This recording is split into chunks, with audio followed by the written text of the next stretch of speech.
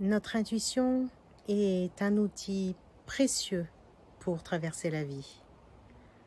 Alors, ça correspond à une partie de nous qui sait.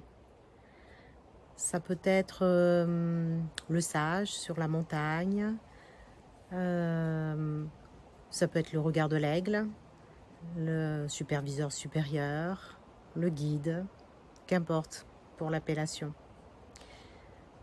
En tout cas, c'est une partie de nous qui est connectée au grand tout dont chaque point contient le tout.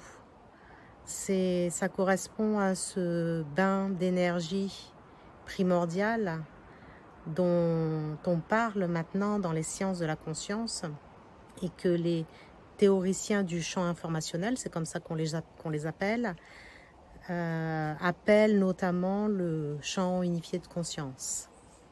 Alors comment on fait pour se connecter à cette intuition? Eh bien déjà, on peut être à l'écoute de la sensation de notre corps dans lequel on se trouve.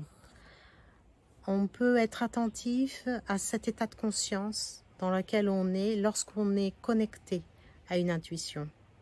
Parce que cet état-là est complètement différent de l'état dans lequel on est quand on est dirigé ou orienté vers une direction qui est motivée par nos angoisses, par nos peurs. Ça ne correspond pas du tout au même état intérieur et surtout, ça ne provient pas du même endroit à l'intérieur de nous. Alors, c'est en s'exerçant dans cette qualité d'écoute qu'on va, au fur et à mesure, affiner notre perception de nous-mêmes et la qualité d'écoute de notre intuition, de notre âme. Alors, on peut s'exercer par des choses très simples qui sont sans enjeu dans un premier temps, comme par exemple, est-ce que je peux m'inscrire à telle activité? Est-ce que ça va me plaire? Est-ce que je peux lire, est-ce que je peux acheter tel livre? Est-ce qu'il est bon pour moi? Est-ce que je peux aller voir tel film? Est-ce que je vais l'aimer? Est-ce que je vais l'apprécier? Donc voilà, ça peut être pour des choses comme ça, sans enjeu. L'idée, c'est de faire marcher l'effet de résonance. L'effet de résonance, ça va être une sensation, quand la réponse est positive, en tout cas, d'une note juste, d'une jolie note.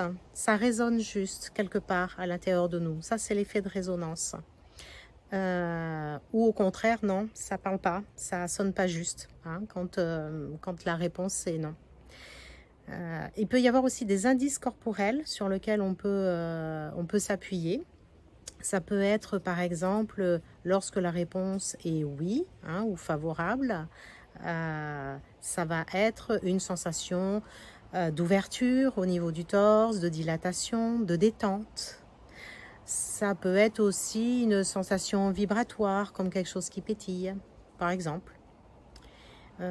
Sinon, pour une réponse négative ou défavorable, on va plutôt avoir des sensations corporelles de l'ordre d'une pression ou d'une oppression dans une région du corps, dans une zone en particulier.